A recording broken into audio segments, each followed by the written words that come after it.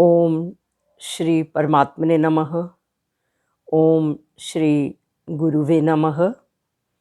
अथ षष्ठोऽध्यायः, श्लोक नंबर 42। योग भ्रष्ट के बारे में ये सारे श्लोक चल रहे हैं और आज हमारा 42वां श्लोक है। ये श्लोक है अथवा योगिनामेव, अथवा योगिनामेव कुले भवति धीमताम्, कुले भवति धीमताम्। एतद्धि दुर्लभतरम्, एतद्धि दुर्लभतरम् लोके जन्म यदीदृशम्, लोके जन्म यदीदृशम्। एक बार फिर बोलती हूँ। अथवा योगिनामेव कुले भवति धीमताम्, कुले भवति धीमताम्। एतद्धि दुर्लभतरम्, एतद्धि दुर्लभतरम् लोके जन्म यदीदृशम्। सबसे पहला वर्ड है अथवा। इससे पहले श्लोक में बताया था कि आंशिक रूप से जिसकी कोई लास्ट टाइम में कोई कामना मन में आ जाए, सारी उम्र तो नहीं रही, फिर वो पवित्र श्रीमानों के घर में जन्म लेता है, अमीरों के घर में जन्म लेता है और धीरे धीरे जैसे उसका पिछला जो कल्याण वाला कार्य होता है उसके मुताबिक वो परमात्मा के रास्ते पे चलने लगता है। जहाँ से चैप्टर छूटता है वहाँ से शुरू हो जाता है। अब दूसरी कंडीशंस में कहा है अथवा दूसरा। पहला तो कहा है ना अमीरों के घर में जन्म होता है, जहाँ पर उसको सारे भोग्य पदार्थ मिलते हैं और उसके बाद फिर वो परमात्मा की तरफ खिंच जाता है अपने पूर्वकृत कर्मों के कारण।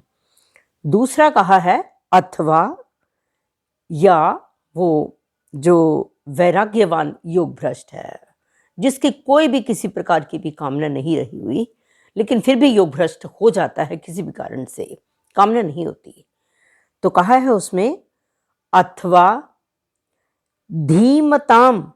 धीमताम का मतलब ज्ञानवान। अथवा धीमताम योगिनाम, अथवा ज्ञानवान योगियों के कुले एव भवति। यहां कहा है योगी नाम एव वर्ड जहां आया, योगी नाम प्लस एव, यहां ये एव आया है, एव भवति जन्म लेता है।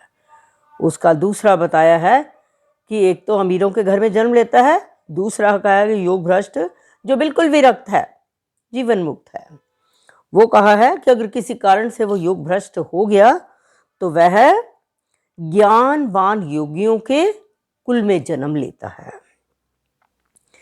आगे कहा है यदीदृशम, फोर्थ पार्ट में है, यत प्लस ईदृशम। ईदृशम इस प्रकार का, यत जो, एतद्धि एतत् प्लस ही, यत ईदृशम इस प्रकार का, यत एतत् जन्म इस प्रकार का जो यह जन्म, लोके ही दुर्लभतरम इस संसार में, ही का मतलब निस्संदेह, दुर्लभतरम दुर्लभ है, ऐसा जन्म जो है इस संसार में बहुत ही दुर्लभ है। तो यहां कहा है कि साधन करने वाले दो प्रकार के होते हैं, एक तो कामना को रखकर और दूसरा कहा है निष्काम भाव से। दो प्रकार के बताए हैं यहां पर। तो जो निष्काम भाव से करते हैं, अपना केवल परमात्मा प्राप्ति का उद्देश्य बनाकर अपने निष्काम कर्मों में लगे रहते हैं, तो कहा है कि अंत समय में अगर वो किसी तरह से विचलित हो जाता है, तब उसका कहा है कि वह, जो तो पिछले श्लोक में था, आंशिक रूप से कहीं अगर कामना आ गई फिर तो वो स्वर्ग आदि में जाता है, लेकिन स्वर्ग आदि में वो अपनी इच्छा अनुसार रहता है। जो कामना को रख कर करते रहते हैं वो तो जब उनके पुण्य खत्म हुए तब वापस आ जाते हैं, लेकिन जिसकी आंशिक रूप से कहीं कामना कोई हो गई तो वो स्वर्ग में बहुत समय तक रहता है, वो अपनी इच्छा से ही आता है मृत्युलोक में। लेकिन यहां पर अगला कहा है कि दूसरा साधक जिसके भीतर बिल्कुल भी कोई कामना नहीं है, पूरी तरह से वैराग्य है, वो जीवन मुक्त है, लेकिन अभी परमात्मा तक वो पहुंच नहीं पाया। हो सकता है कोई बीमारी के कारण हो जाए या किस कारण से भी हो जाए। बुजुर्ग अवस्था में कई बार शरीर साथ नहीं देता, इंद्रियां शिथिल हो जाती हैं, किसी कारण से अगर ऐसा व्यक्ति योग भ्रष्ट हो जाता है तो उसको स्वर्ग आदि लोकों में नहीं जाना पड़ता, उसका सीधा ही जन्म जो है योगियों के घर में होता है।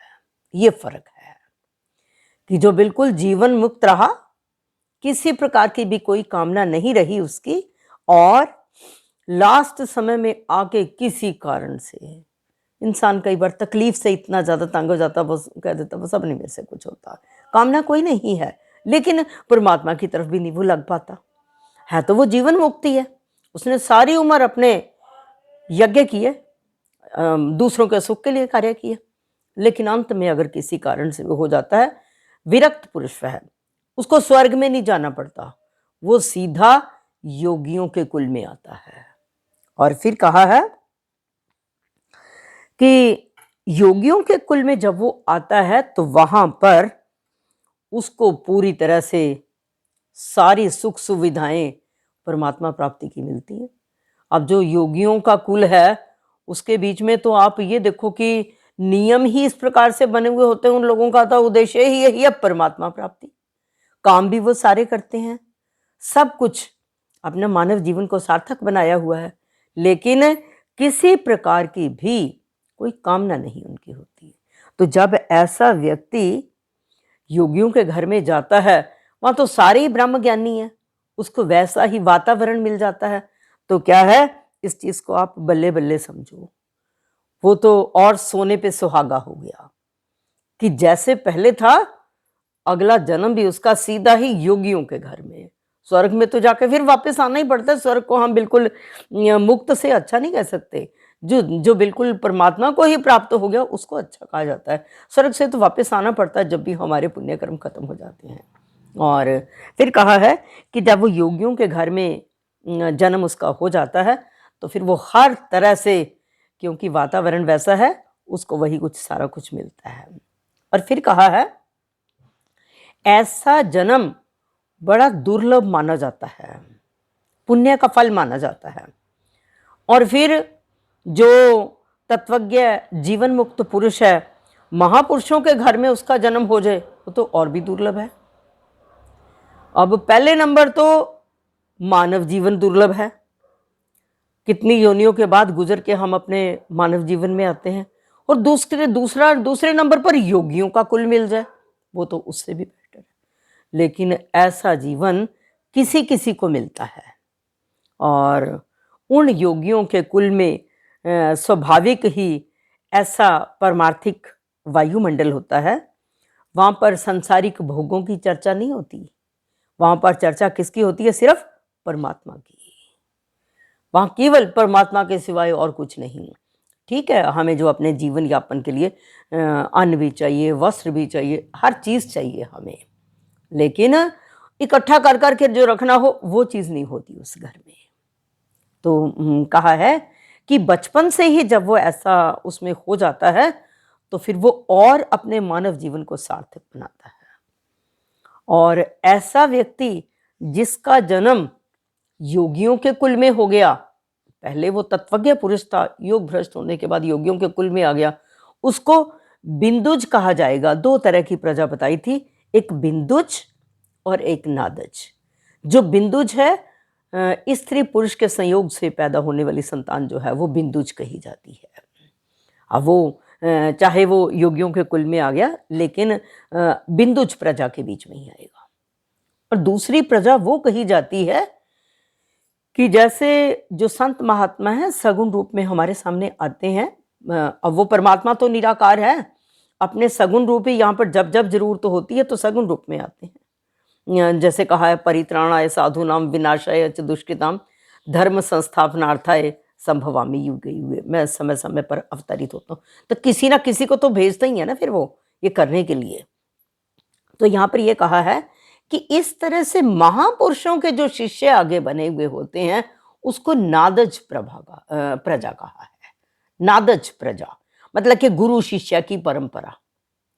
जो शिष्य हैं, गुरु के शिष्य हैं, उनको भी नादज संतान कहा गया है। मतलब कि एक तो स्त्री पुरुष के संयोग से उत्पन्न होने वाली प्रजा और एक गुरु शिष्य के परंपरा से, उसे नादज कहा गया। ये दो तरह की प्रजा कही है। और फिर कहा है कि शास्त्रों में मनुष्य जन्म को अत्यधिक दुर्लभ बताया और मनुष्य जन्म में हमें महापुरुषों का संग मिलना और भी ज्यादा दुर्लभ है। और उससे भी ज्यादा हमारे पुण्य कर्म तो मैं प्रैक्टिकली बोल रही हूँ, और भी ज्यादा पुण्य कर्म है हमारे। हमें तो रोज रूटीन में महापुरुषों के सानिध्य में बैठने का मौका मिलता है। कहीं कहीं पर दिया होता है, कभी कभार हमें तो नित्य प्रति मिलता है। तो मैं कहती हूँ कि ये कुछ पिछले पूर्वकृत कर्म ऐसे थे कि महापुरुषों के सानिध्य में हमें बैठना रोज का मिला और इकट्ठे रूप में बैठकर परमात्मा की चर्चा करने का मौका मिला। ऐसा जो अवसर है बहुत भाग्यशालियों को मिलते हैं, आम किसी को नहीं मिलते। और हम एक लोक दिखावे के लिए कहीं चले गए, चार शब्द सुन भी लिए, लेकिन इधर से सुने तो इधर से निकल गए। कोई पूछे, इंसान कहता है अच्छा तो बहुत लगा, कुछ आप क्या सीख के आए हो उसमें से कोई एक लाइन सुना दो। तो इंसान कहता है याद नहीं है पर अच्छा तो बहुत लगा। इसका मतलब सुनते हुए हमारा मन नहीं साथ हुआ। अगर हमारा मन उसके साथ लगा हुआ होता, कर्ण इंद्री के साथ हमारा मन होता, फिर हमें काफी कुछ, अगर 10 लाइनें सुनी हो तो उनमें से एक या दो तो याद ही रह जाएंगी। लेकिन याद तो नहीं रहता कि ऐसे स्थान पर बैठे हुए भी अगर संसार की चर्चा मन में होती रहे, हम अपने अंदर के भावों से संसार को याद करते रहें, फिर याद नहीं होता। लेकिन हम सब अपने आप को भाग्यशाली समझें कि हमें नित्य प्रति उस परमात्मा की चर्चा करने का मौका मिलता है। तो कहीं ना कहीं तो योगियों के अंश का कुछ पार्ट तो होगा ही हमारे में, जो हमें ऐसा मौका मिलता है और ये मौका हमें सदा मिलता रहे। तो इस श्लोक में आज वाले में यही बताया है कि अथवा वो जो योग भ्रष्ट है ज्ञानवान योगियों के कुल में जन्म लेता है, और इस प्रकार का जो यह जन्म है संसार में निस्संदेह बहुत ही दुर्लभ है। मैं गुलशन जी से रिक्वेस्ट करूंगी कि श्लोक भी बोलें और कुछ मीनिंग भी। ओम श्री परमात्मने नमः। अथ षष्ठोऽध्यायः श्लोक नंबर 40। अथवा योगी नामेव कुले भवति धीमताम् एतद्धि दुर्लभतरं लोके जन्म यदीदृशम्। इसमें जैसा कि पिछले श्लोक में भगवान जी ने बताया था कि जो योग भ्रष्ट हो गया है उसका जो जन्म है वो श्री मानो यानी कि धनी पुरुषों के यहाँ होता है। जो अंत समय में थोड़ा योग भ्रष्ट हो गया है, सारी उम्र तो उसने काफी अच्छा जो था भगवान के रास्ते पे चला, संसार का आश्रय छोड़ दिया, लेकिन किसी कारणवश जो था वो अंत समय में योग भ्रष्ट हो गया।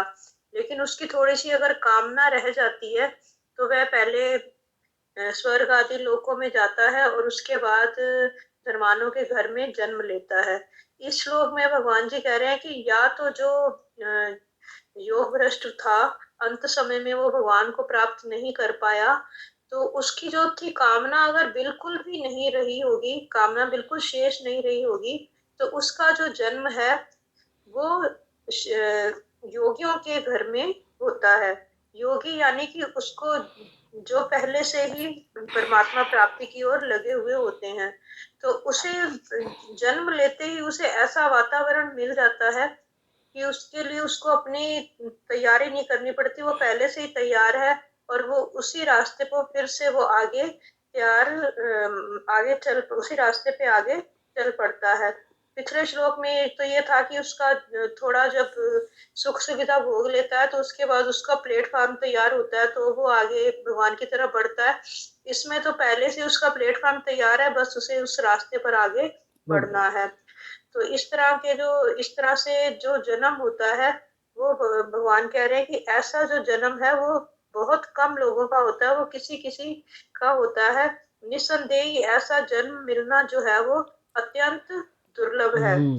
तो हमें भी ऐसी कोशिश करनी चाहिए कि हम निरंतर परमात्मा प्राप्ति की ओर लगे रहें, ताकि अगर हमें अगला जन्म मिले भी तो भी वो भी अच्छे घर में मिले, ताकि हम भी अपना रास्ता जो है फिर से परमात्मा प्राप्ति की ओर लगा सकें। बहुत ही अच्छा एक्सप्लेन किया, वेरी गुड। आज सुधा जी आप 2 लाइनें मीनिंग बोल देना, बेशक आप पढ़िए, काफी दिनों से टर्न नहीं आई आपकी। हाँ जी, हाँ जी बोलिए। अथ योगिनमेव कुले भवति धीमताम् एतद्धि दुर्लभतरं लोके जन्म दृश्यम, यदि दृश्यम। इसमें भगवान जी योग यदि दृश्यम, इसमें भगवान जी 41 और 42 श्लोक में जो योग भ्रष्ट योगी है उनकी स्थितियों के बारे में बता रहे हैं।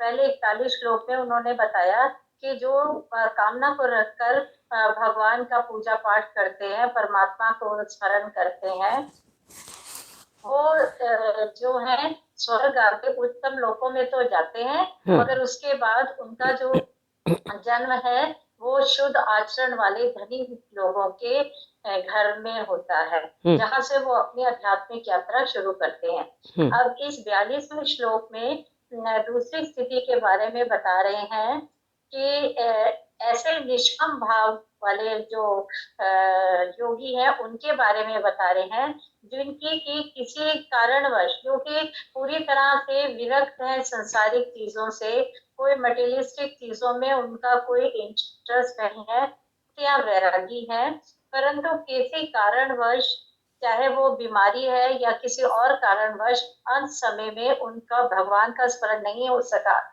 तो उसकी स्थिति के बारे में बता रहे हैं भगवान जी कि ऐसे लोग जो हैं वो उत्तम लोकों में तो जाते ही हैं, मगर जब उनका जन्म होता है तो वो जन्म जो है, उनका जो जन्म है वो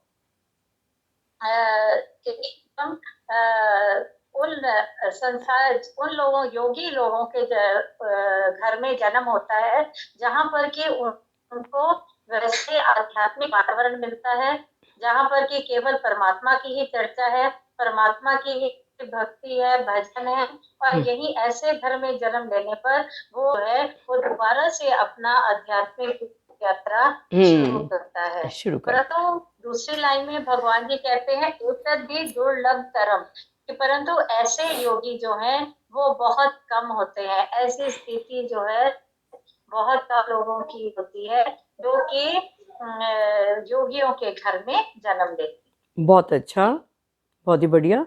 हाँ जी मिसेस मेहता, शॉर्ट में थोड़ा सा बोल दो, बस हम समापन की ओर बढ़ेंगे। हाँ जी 42वां श्लोक। हाँ जी। ओम श्री परमात्मने नमः। श्लोक नंबर 42। हाँ जी। अथवा योगिनामेव कुले भवति धीमताम् एतद्धि दुर्लभतरं लोके जन्म यदीदृशम्। इसमें भगवान कह रहे हैं कि 2 तरह के पुरुष बताए हैं कि कौन से घर में जन्म लेते हैं। पहले तो ऊंचे कुल में जन्म लेते हैं, शुद्ध लोगों के, शुद्ध आचरण वाले लोगों के घर में। और इसमें बताया है कि ऐसा व्यक्ति जो योग भ्रष्ट किसी कारणवश हो जाता है, वो वैरागी पुरुष जो होते हैं, ज्ञानी, वैरागी और ऊंचे कुल वाले योगी जो होते हैं, उनके घर में जन्म लेता है। अर्थात मतलब ऐसे किसी कारणवश अगर वो योग भ्रष्ट हो जाता है तो वह विरक्त लोगों के घर में जन्म लेता है, तो वहाँ इस प्रकार उसको वहाँ ऐसा माहौल मिलता है, आध्यात्मिक माहौल मिलता है, और वो जल्दी ही अपनी यात्रा वहाँ से शुरू करने लगता है। और ऐसे घर में जन्म लेने से बहुत ही, भगवान कहते हैं कि ऐसे व्यक्ति जो है बहुत ही दुर्लभ होते हैं, बहुत ही दुर्लभ जन्म है। जो ऐसे साधन मुक्त, जो जीवन मुक्त जो पुरुष है, उनके घर में जन्म लेता है, वह योगी जो है ऐसे जन्म लेकर वहां से अपनी आध्यात्मिक यात्रा जो है जल्दी ही शुरू कर लेता है। बहुत अच्छा। हमने एक लाइन इसके बीच में बोलनी है कि वो व्यक्ति जिसने कामना रहित होकर कार्य किया, मतलब कि निष्काम भाव से कार्य किया, विरक्त रहा, वो व्यक्ति डायरेक्ट योगियों के घर में जाता है। उसे स्वर्ग में नहीं जाना पड़ता। अगर वो किसी कारण से योग भ्रष्ट हो गया, लेकिन सारा जीवन जिसने निष्काम भाव से कार्य किया, वो डायरेक्ट ही योगियों के घर में जाता है, और वहीं से ही उसकी शुरुआत से ही यात्रा शुरू हो जाती है। हम छोटे छोटे बच्चों को देखते हैं, हाँ, ऐसे लोगों की संख्या कम होती है, हाँ, कम होती है। हम छोटे छोटे बच्चों को देखते हैं, कई बार कितने कितने श्लोक बोल देते हैं, कितना कुछ रामायण का बोल देते हैं। बहुत बार वीडियोस आप दिखाते हो, कभी कभी मैं देखती हूँ, तो कितना ज्यादा मतलब कि उसके बीच में दिखाया हुआ होता है। ये सारा कुछ क्या है? पूर्वकृत कर्म, कि पिछला भी बहुत अच्छे थे और आगे भी वो ऐसे योगियों के घर में बल्ले बल्ले हो जाती है। बिल्कुल। सर्वे भवन्तु सुखिनः, सर्वे सन्तु निरामया, सर्वे भद्राणि पश्यन्तु, मां कश्चित् दुःख भाग् भवेत्, मां कश्चित् दुःख भाग् भवेत्। गौ माता की परम कृपा से सुख समृद्धि का बसेरा, गोधन से दुख दरिद्र भागे, सब ग्रंथों का सार घनेरा। बोल गौ माता की जय। श्री कृष्ण अर्पणम अस्तु।